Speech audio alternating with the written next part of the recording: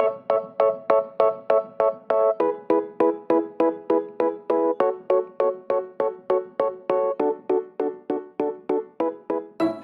book buddies!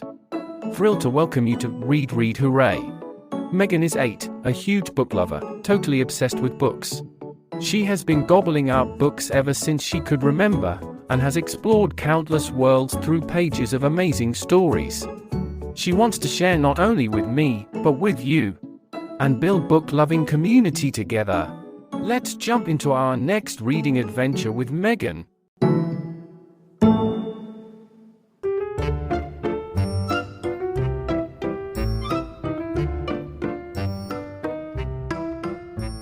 Hi guys, my name is Megan, and as you might have known from my other podcasts, I am here to introduce to you some very special books. Today I'm going to introduce to you a book called Charlie and the Chocolate Factory. This story also has a movie. This story is about a little boy called Charlie, and he was very poor. His father had built him and his family a really small cottage, and it only had 2 rooms and it only had 1 bed. And that bed was for their grandmas and grandpas, and because, they're really old, so you've got to lend them everything.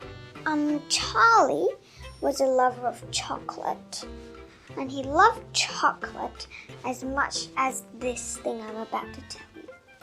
When he was looking at the window of his little house, he actually saw a really, really, really big and gigantic chocolate factory.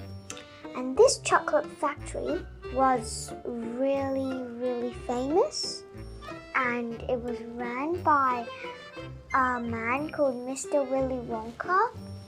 And this man has a really inventive brain, and can't say energetic because he was a bit old at that time, but yeah, I'll just say energetic for now so you can just know something about the book. So Mr. Willy Wonka, because he was getting old, he wanted someone to be the heir of the chocolate factory after he retired. He wanted someone, like anybody, to help him print 5 golden tickets and put them into 5 bars of chocolate. It can be any bar, just an ordinary bar, and sell them in shops, and then for children to find. And when little Charlie, in the life of him, didn't have a chance, as so he knew, he didn't have a chance to get a golden ticket. He did. Well, he was walking in the streets, and he found a 50-pence piece, and he went to the stationery shop. This stationery shop, well, as you might know from most stationery shops, have kind of everything, like pens and paper and stuff like that. Mainly sweets and stationery, yeah.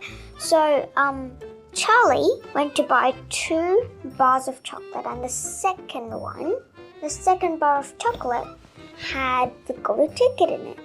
And that was really a really lucky miracle. After that, as you might have known, I wouldn't say too detailed because you're going to read about it.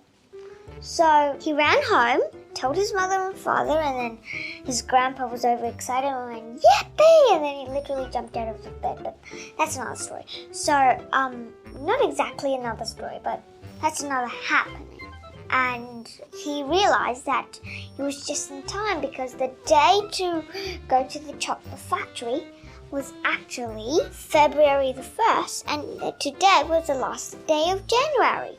And it was really, really a really lucky thing that Charlie had experienced. But after that, he was allowed to go to the chocolate factory, of course. He had loads of adventures in the factory, and he explored maybe 1/3 of it. Yeah, I guess so. Mr. Willy Wonka was really energetic and really excited because of that. And once he even slid down the banisters of the stairs. He didn't even bother to rock down it. Yeah, it was really funny. There were loads of adventures, like children going up pipes, going down drainage pipes, being sent by television, and stuff like that. So, at the end of the tour, Mike TV and Charlie were the only ones left in the group because the other children were so naughty. They just didn't follow the instructions. Oh yeah, I forgot to tell you something as well.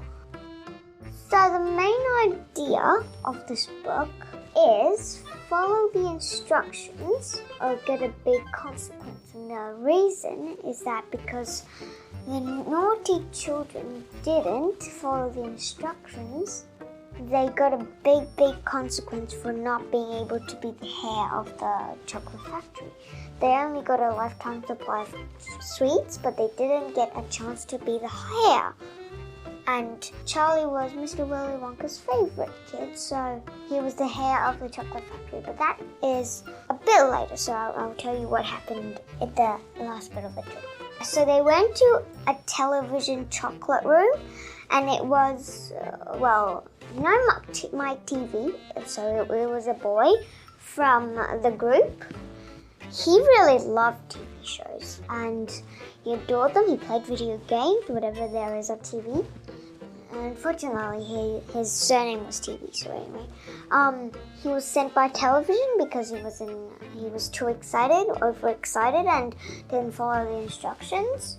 And after that, Mr. Willy Wonka shook Charlie's hand off and then went, "I do congratulate you, my dear boy." And then Charlie's hand maybe nearly came off. So they went into the great glass elevator, so maybe I might have talked about it in my other podcasts, but anyway,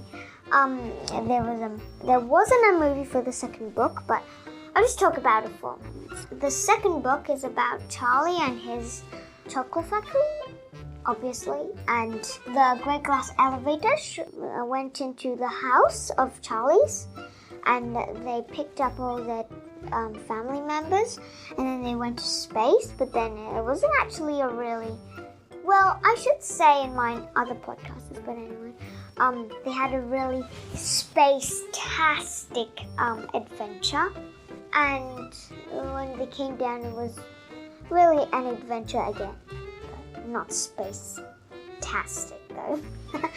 But anyway, so Mr. Willy Wonka told Charlie that the whole chocolate factory was his, and then, that was the end of it. Pretty much. So let's see what characters. So I liked Charlie because Charlie was really brave and was really self-controlled because he followed all the instructions. And I liked Mr. Willy Wonka because he was mostly funny and really energetic. And his inventions were really marvelous. But it wasn't actually him.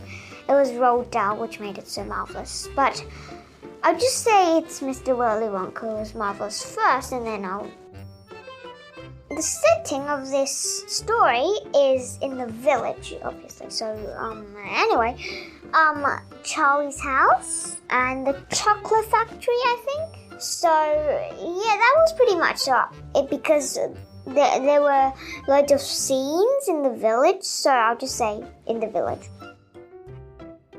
Let me think about which part I like. The one I liked the best was because Mr. Willy Wonka nearly shook Charlie's hand off. And that was the funny bit.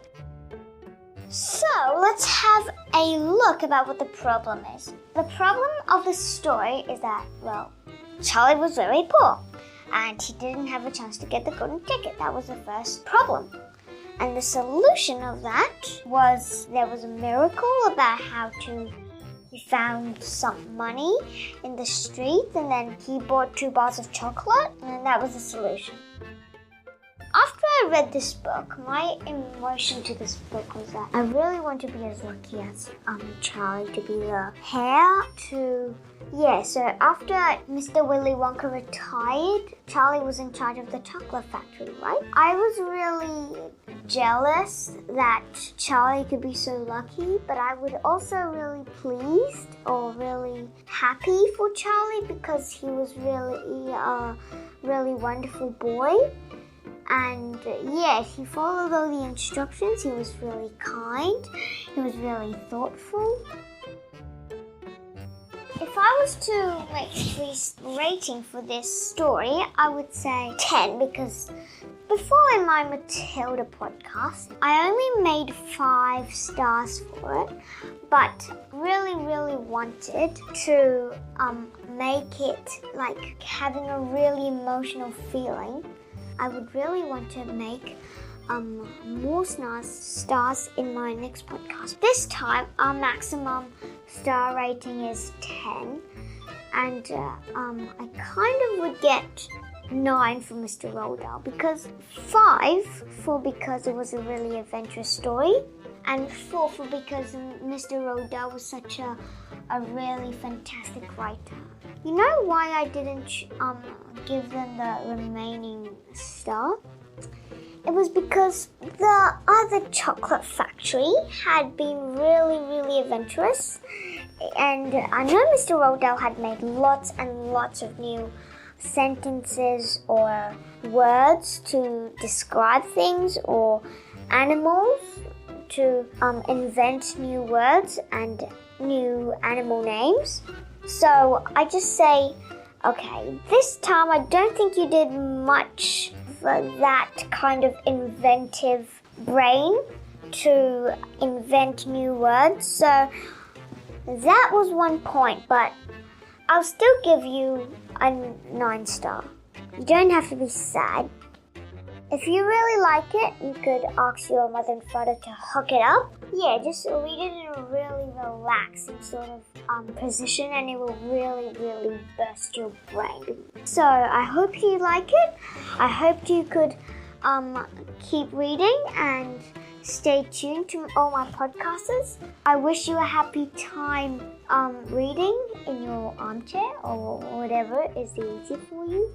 Check out all my podcasts and I'll be sure to see you in my other podcasts. Bye guys!